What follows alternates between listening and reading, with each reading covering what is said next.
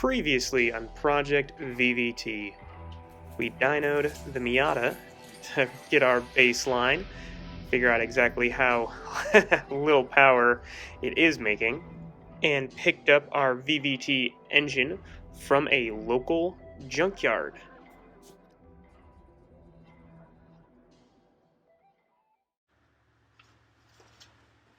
Alright guys, here it is. It's Dylan's new VVT motor. We picked it up yesterday from a junkyard. It has allegedly 65,000 miles on it, although it looks a little worse for wear in its current condition. Today's project is going to be disassembling it. I don't know if I'm going to get to the point where we take the head off. It'd be pretty sweet if we did.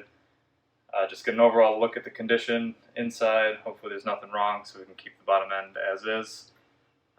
The plan is to tag every wire that I take off so that we know what we need to splice into the 91 harness and what we can absolutely just delete.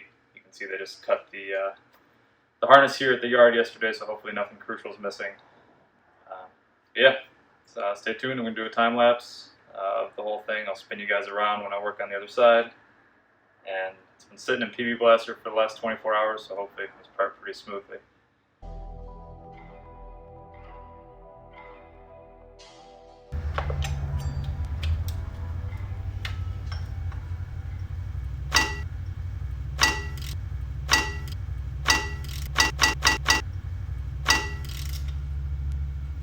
Oh my god.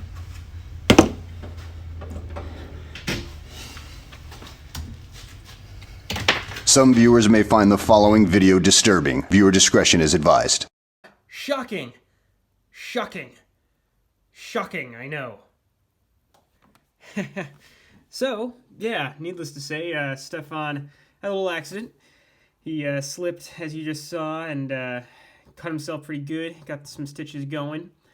But it wasn't too much longer until he was back in the shop, pushing forward with stitches and all on the build. Why? Because Stefan's badass.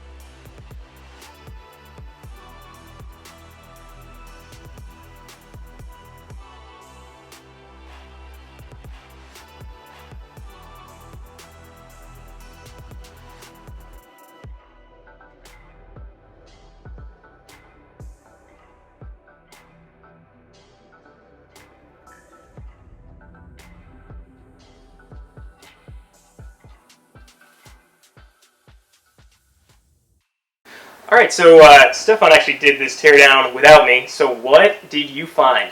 It's definitely not 65,000 miles old. Okay. Valve cover says 190,000, which I'm assuming is the mileage number. Okay, so just for clarification, this was out of a car that had an odometer of 65,000 roughly? Yeah.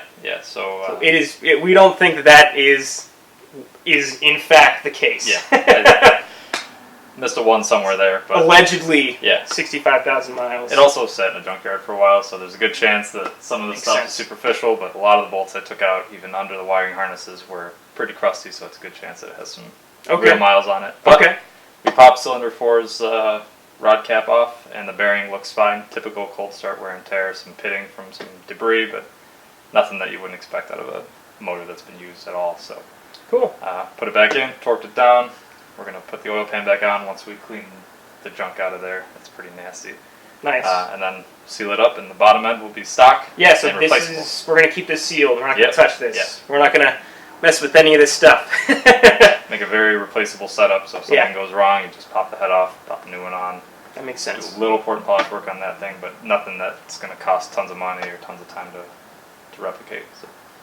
All right, so we got the oil pan here, and what were some of the indicators that really make you find? I think it's missed some oil changes in its life. There's a lot of sediment down here, which is not metal shavings, but definitely just like old, gunked up oil. It's pretty gross, and it smelled disgusting when I drank it. Really? Yeah. And then also, on here you can see there's, I guess the screen's doing its job, but there's some serious pickup in here. Okay.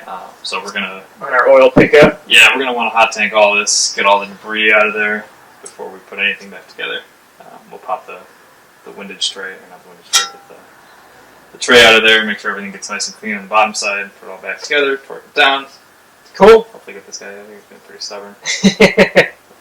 Awesome. The whole rotating assembly is good to go. Oil Nice. pan, once the oil pan's cleaned up, we'll bolt that and the support plate back on, and bottom end will be ready to be cleaned. Cool. So this will finish out this episode with the teardown being done. What's next? Next is some porting and polishing work on The head. This head, yep. So we're going to be doing some massaging, Yeah, just as it were. a light bit of massaging. Okay. Cool. Yeah, we don't want to go hog wild on it. That's for sure.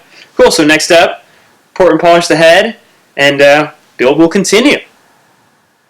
Brad. Not think about the camera, and that seems to help a bit. All you need to do is just like glance at it every now and again. Yeah. Especially as we like get started here. What do I do with these? Give me something to hold.